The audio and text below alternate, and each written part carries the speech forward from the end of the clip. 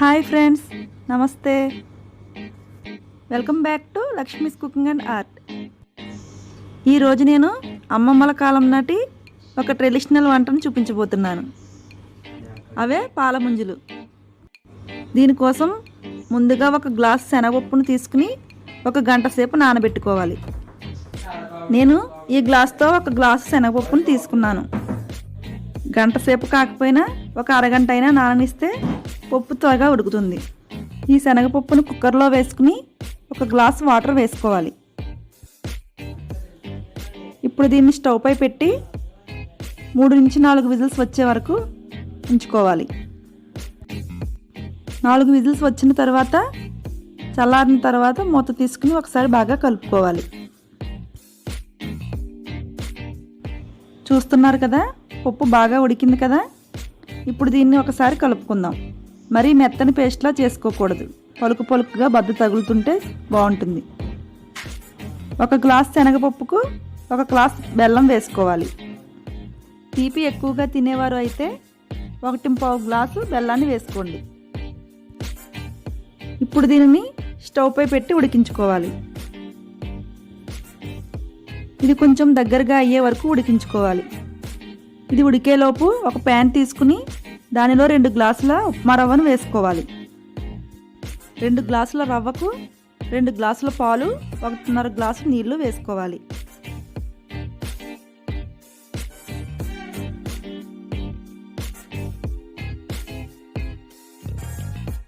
దీనిలో ఒక పావు స్పూన్ సాల్ట్, 2 స్పూన్స్ షుగర్ వేసుకోవాలి.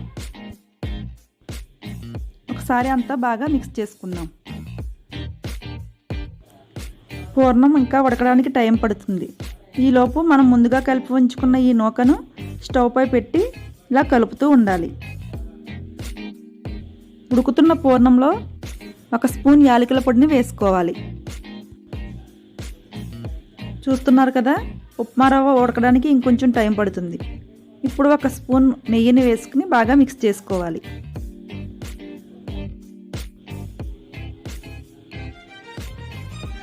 ఇంకా ఈ నూక ఉడికిపోయినట్లే. పూర్ణాన్ని కూడా ఒకసారి బాగా కలుపుకుని దించుకుందాం. దీనిని ఒక ప్లేట్లోకి తీసుకుని బాగా చల్లారనివ్వాలి. ఇది కొంచెం చల్లారిన తర్వాత ఇంకా గట్టిగా అవుతుంది. ఈ నూకలో ఉండ అనేది లేకుండా అంతా బాగా మిక్స్ చేసుకోవాలి. మనం ముందు నుంచి కూడా బాగా కలుపుతూ ఉడికించుకోవాలి. ఈ నూక కొంచెం చల్లారిన తర్వాత చిన్న చిన్న ముద్దలుగా చేసుకోవాలి. పూర్ణాన్ని కూడా ముందుగానే ఇలా ఉండలుగా రెడీ చేసుకుని ఉంచుకోవాలి. చేతికి కొంచెం నెయ్యిని రాసుకుని ఇలా చిన్న అప్పడంలా చేసుకుని చేతితో ఒత్తుకుని మనం చేసుకున్న పూర్ణం ఉండని ఇందులో పెట్టి ఎడ్జెస్ని క్లోజ్ చేసుకోవాలి. మనం ఉడికించిన పిండిని కొంచెం కొంచెంగా ప్లేట్లోకి తీసుకుని ఇలా చేసుకోండి. పిండి అంతా ఒకేసారి బయటకు తీస్తే చల్లారిపోతుంది. మనం ఇలా ఉండని చుట్టుకునేటప్పుడు పగుళ్ళు వచ్చేస్తాయి.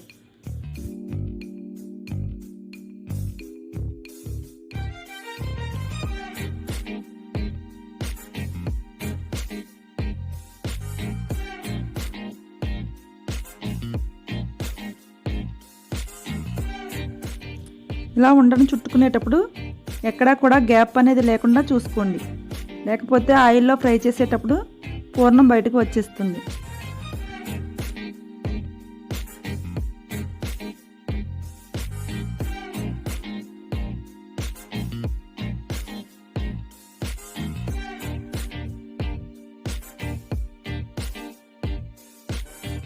ఈ ఉండలను కొద్ది కొద్దిగా మాత్రమే చేసుకోండి.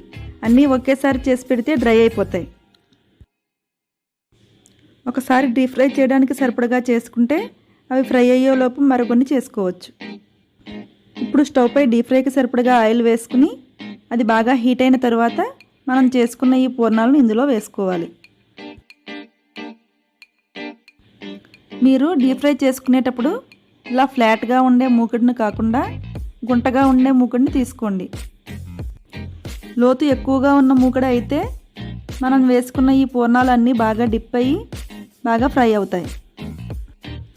ఇలా పైనుంచి కొద్ది కొద్దిగా ఆయిల్ను వేసుకుంటూ ఫ్రై చేసుకోండి. వీటిని చాలా నెమ్మదిగా టర్న్ చేసుకోవాలి, లేకపోతే విడిపోతాయి. మంట అనేది మరి హై ఫ్లేమ్లో కాకుండా మీడియంగా పెట్టుకోండి. వీటిని గోల్డెన్ బ్రౌన్ కలర్ వచ్చే వరకు ఫ్రై చేసుకోవాలి. చూస్తున్నారు కదా, ఈ విధంగా ఫ్రై అయితే సరిపోతుంది.